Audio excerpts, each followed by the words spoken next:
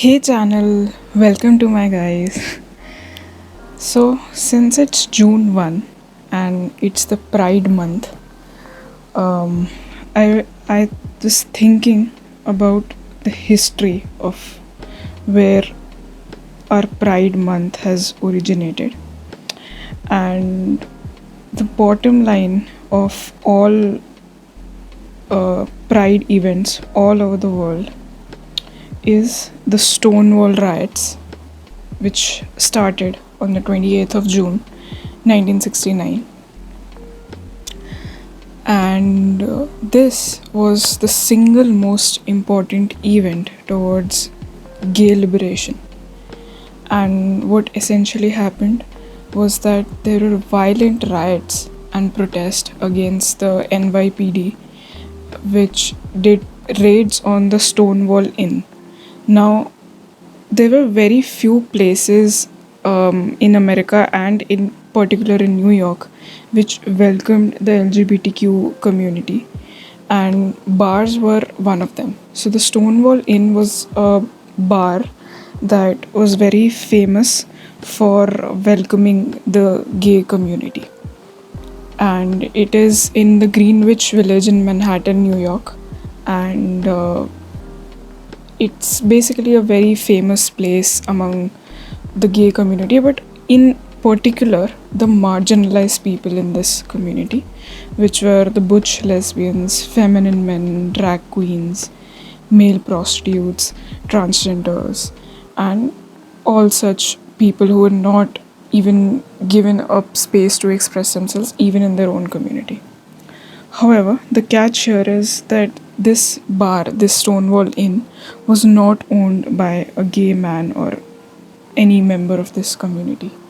It was owned by a mafia family. And this mafia family basically controlled the whole vibe of this place. However, it was still not a very safe haven for the gay community. There were routine police raids, and even though the police controlled majority of the people who came here, not the bouncers, the police, they still could not contain these riots. Now, if you want to read about the pride and our history, the history of this community, there's a lot to it. It started in 1725, then 1869, some landmark events happened. But if you're talking about America, the roots of the Stonewall riots were particularly after the World War II. Why so? Because homosexuality was still illegal in USA, more so in 49 states, and it was only and only legal in Illinois. Even in Illinois, it was not completely legal. However, it was just recently repealed. So after the World War II, the Americans believed that they should re-establish the pre-war order and hold off the forces of change that were happening to establish a different kind of society, and which was basically anti-communism, to say so, and it was heavily emphasized. So they started hearings to look for the communists in the government, the army, and all that. This led to widespread paranoia because the anarchists and communists believed that not they did not believe, but everybody believed that they were deemed as un-American and they were a big security threat. They were basically the tukde gang of their times. So the catch here is that the US State Department also included gays and lesbians in this list. Why? Because they believed in their theory that they were susceptible to being blackmailed. Basically, they were seen as a community that will reveal sensitive information to anyone. This was essentially the start of the propaganda. They were believed that these people were engaged in acts of perversion, and they lack the emotional stability of a normal person. So, like, thousands and thousands of people were fired and rejected jobs just because they were suspected to be homosexuals. Um, then the FBI started keeping lists of suspected LGBTs, and also their favored establishments, like the places that they usually visited. Matlab, they did not know that these people are homosexual, they just suspected that they are. The USPS also kept, matlab, the USPS is a postal service, and they kept track ki kahan aisa material mail ho raha hai which was in that era considered to be homosexual. This was until the 1950. Now the next big thing came in 1952 when the American Psychiatric Association declared homosexuality in the DSM as a mental disorder. Now, how will they ever justify this? They justified this by saying that homosexuality, the disease, the supposed disease, happens because of a fear of opposite gender caused by traumatic parent-child relationships. But Evelyn Hooker was a psychologist, and she compared the happiness and general satisfaction levels in day-to-day life of homosexual and heterosexual men, and she found absolutely no difference. So she immediately became became a hero of the LGBT community, and this was regarded as a landmark study. But the DSM did not stop to consider this homosexuality as a mental disorder until 1974. Now, this was the root of the whole thing that went down at the Stonewall Inn in 1969. In this environment, the New York bars were considered to be supposedly the safe place for LGBT community, and they were considered to be places where they would not get harassed or discriminated against. But as I said कि Stonewall Inn से ही start हुए थे riots, and they were owned by a mafia. Now this mafia bribed the police to look the other way and basically not arrest these people, but the police knew what is happening inside these bars. So then what happened, that police would still raid these bars ever so often, and despite these bribes that were given by this mafia family, and they would even arrest people for not wearing gender appropriate clothing. What the individual policeman would consider to not be a gender appropriate clothing, they would simply press charges against these people and arrest them. But this mafia also overcharged the customers and threatened them to pay extra money, and said that if you don't pay, we'll expose your identity to your employers and family. Then June 28 happened, and on June, in the very first few hours of June 28, 1969, the whole event started. And for the first time, these people resisted police brutality in a crowd of hundreds and hundreds of people. Then the police officers locked themselves inside the bar, and the rioters burned the whole fucking bar. They burned down the whole place, and some of the managers managed to escape, but some police officers, burned to death. One of these officers had his eye burnt away, and a lot of around 4 police officers died.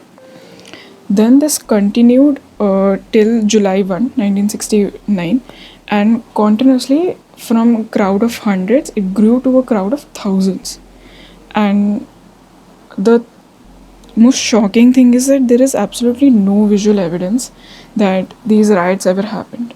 There is only audio and some evidence, or some audio evidence of people from Martha P. Johnson to other such drag queens who played a very important role in the starting of this event.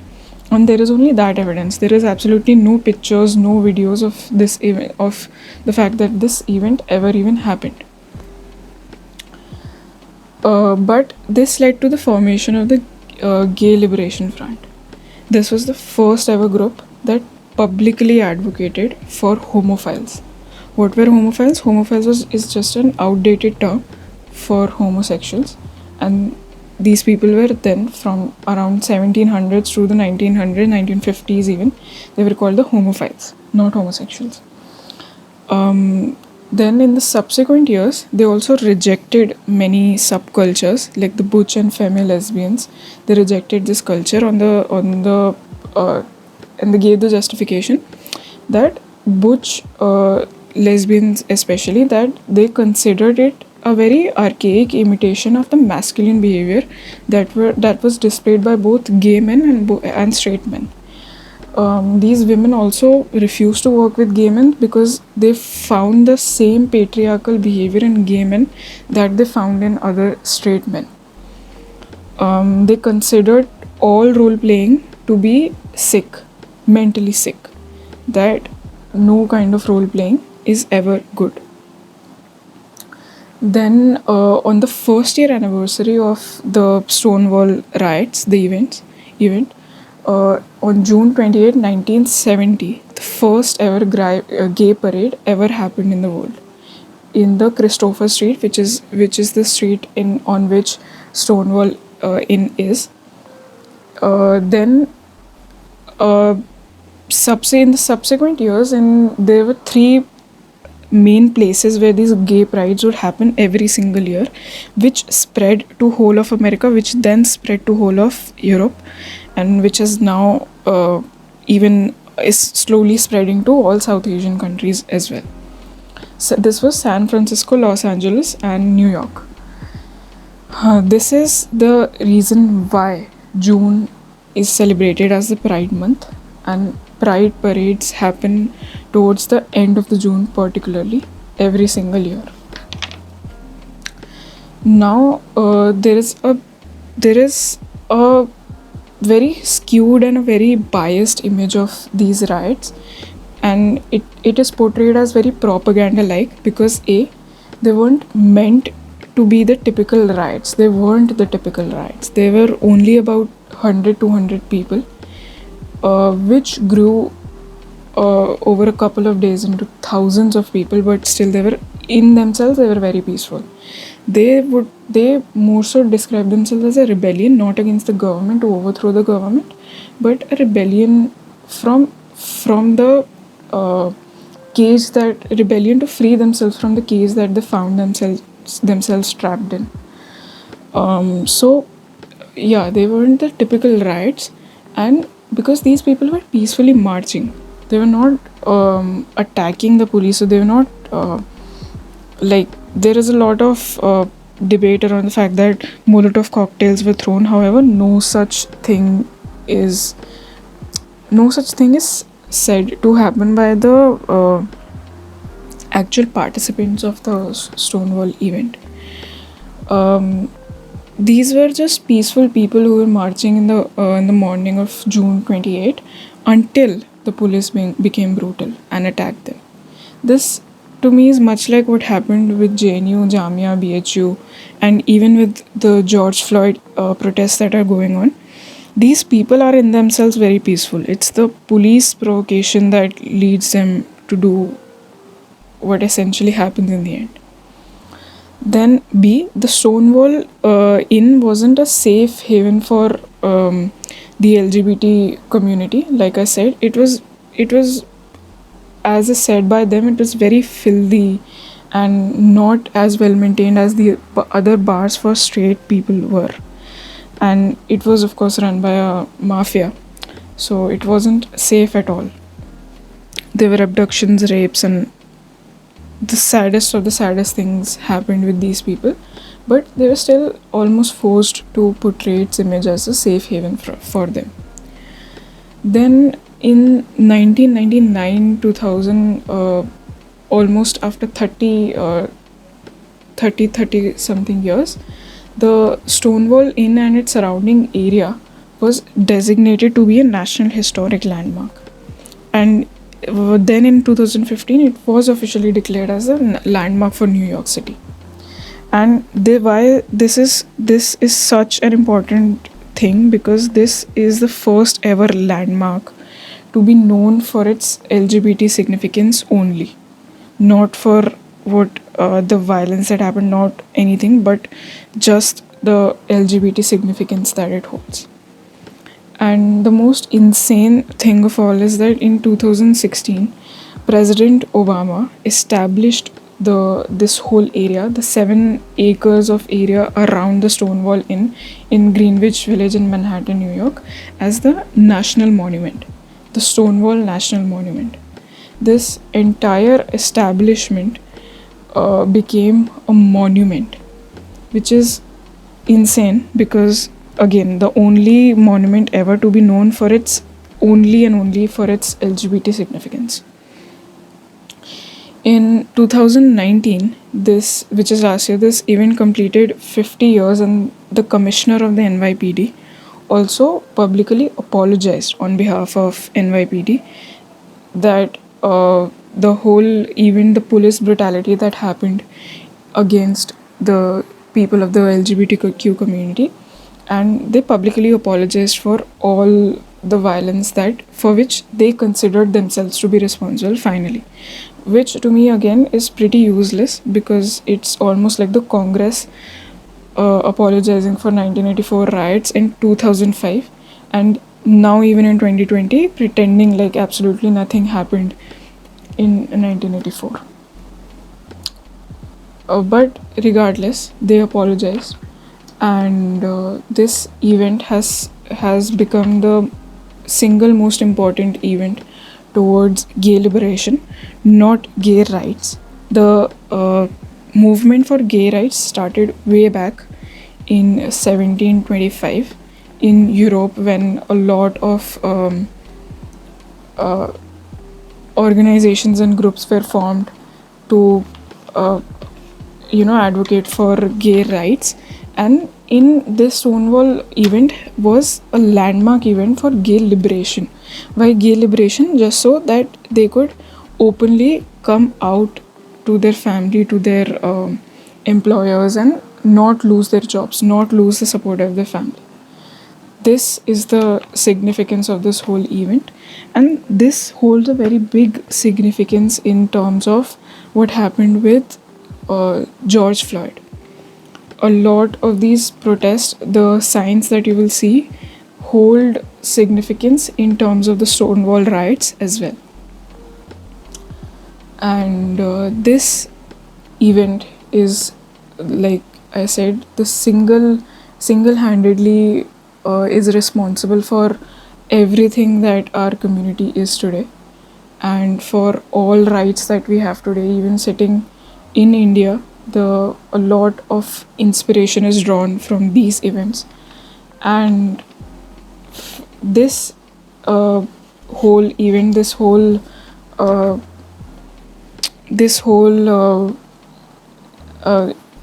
single most important event holds this significance only and only because the people who were there in the morning of June 28, they had enough courage to do what they did, because it was illegal, but it was illegal in the sense that it is illegal in Saudi Arabia today. Like, they hang these people, they torture them, they don't just arrest them and put them in jail, they torture them, brutally torture them, and used to torture them. In Saudi Arabia they still do, but it was the same in America as well. And regardless of that, they weren't scared of any of that. They did what they had to do. They were drag queens, who basically men would dress up as women, who drove this riot to its very meaningful end. And there was the Mattachine Society, which was in LA, which operated as one of the first few LGBTQ organizations advocating for their rights and for their liberation. So this is the history behind the month of June. for our LGBTQ community. And yeah, this is why it's so beautiful to celebrate uh, where we have come from and where we are heading to. And yeah,